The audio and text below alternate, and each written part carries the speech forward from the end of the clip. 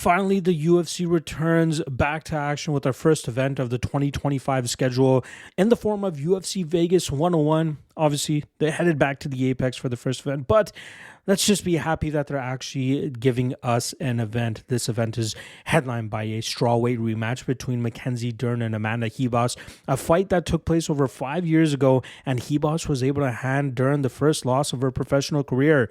Let's see if we can see Dern exact her revenge over the other Brazilian fighter this weekend. Not to mention 13 other great fights to cap off this card. I can't wait to finally get some UFC action in our veins.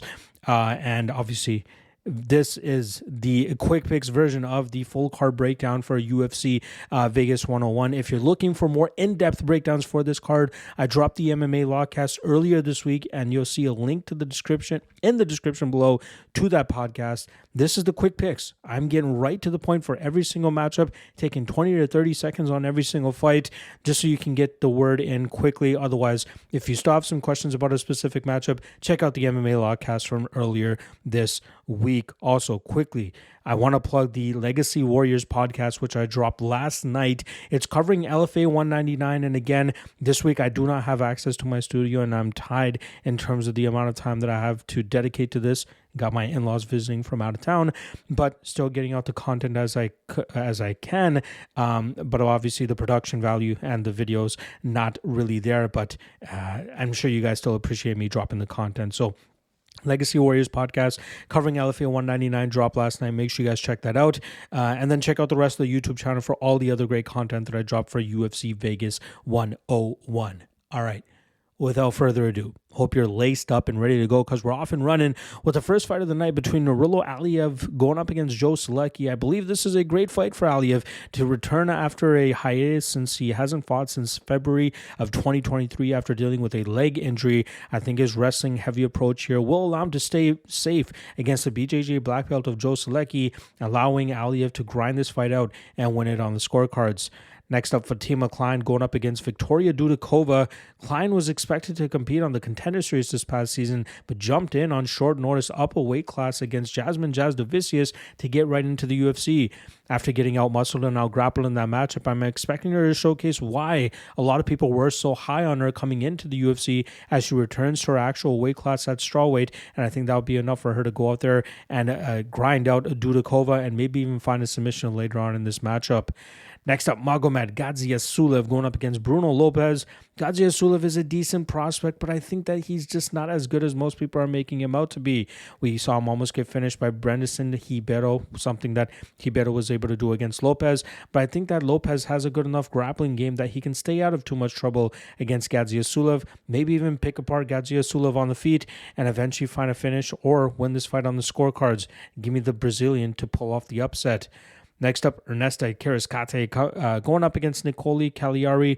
Both these women earned their contracts to the UFC through the Contender Series last season, and I believe that we'll see Kareckaite do a good job in terms of utilizing her 6-inch height and 9-inch reach advantage to keep Caliari at the end of her punches, land more output, more volume, and end up winning this fight on the scorecards. Next up, Preston Parsons going up against Jacoby Smith. Jacoby Smith making his UFC debut after earning his contract on the Contender Series this past season, and he's actually coming in on short notice, very, very short notice, I should say, but I think he's still way better of a wrestler and grappler than Parsons, and I think he'll be able to keep Parsons in bad positions and eventually grind this fight out to win on the scorecards. Next up, Thiago Moises going up against Trey Ogden. Trey Ogden is not a guy that gets talked about often enough, but he has had a spectacular last 3 fights, showing a little bit of a resurgence in his career, especially after taking the helm at Marathon MMA, which is his own gym. I believe he showcased great game planning and an ability to execute those game plans, and I think he'll be able to do that once again here against a BJJ black belt, Thiago Moises. Ogden is a black belt himself, and I think that we'll see him utilize his wrestling and stay in safe enough spots to grind this match out and pull off the upset. Next up, Marco Tulio going up against Ihor Potieria. This should be a very chaotic matchup that I think favors Tulio, but not so much to the point that he should be in minus 500. With that said, I don't have enough confidence to back Potieria either here, but I think that we'll see chaos erupt, and I think we'll see the Brazilian come through, and I think he wins this matchup probably by knockout. Next up, Jose Johnson going up against Felipe Bunes.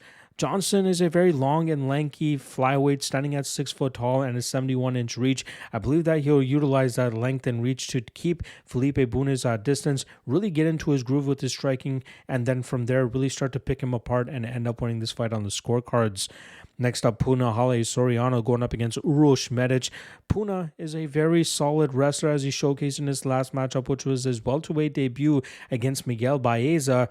I think we'll see him get to that grappling once again here, keeping Uroš Medic on his back, and as long as he doesn't get finished early, he should be able to grind this matchup out and win it on the scorecards.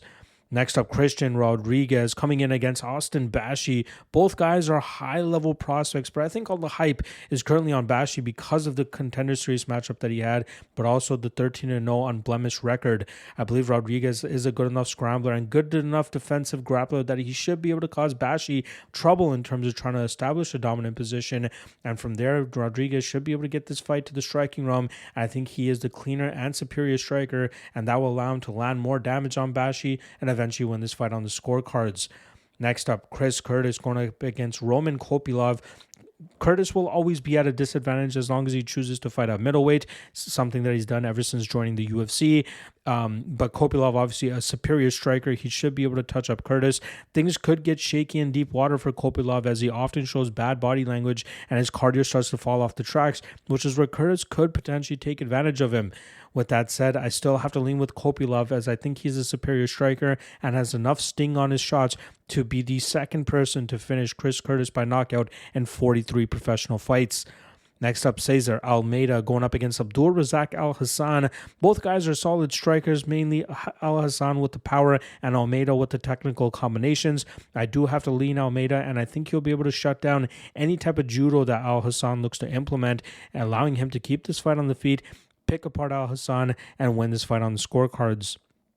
Co-main event time, Santiago Ponzinibbio going up against Carlston Harris. Pick'em fight here, which is slowly starting to favor Ponzinibbio. It is the violence that I like up in this matchup the most, which opened at plus 125 and now sits around that minus 150 range. But I still do lean with Ponzinibbio as I think his technical striking approach will allow him to pick apart Harris and eventually find a knockout. But you have to be very wary of the big power coming back from Harris, who's very reckless and wide and winging with his approach. But I think Ponzinibbio will be a little bit tighter, and as long as his speed hasn't diminished too much, he should be able to find the openings to catch Harris and eventually put him away. And then that brings us to our main event here. Like I said, a rematch of a fight that took place back in 2019. We got Mackenzie Dern looking to exact her revenge against Amanda Ribas. Unfortunately, I still believe Ribas is ahead of where Dern is at. Ribas should do a good enough job in terms of stopping the very poor wrestling style of Dern. And then from there, I think Ribas can stay more effective and more active with her striking approach. And I think that will lead to her busting up Dern and winning this fight on the scorecards.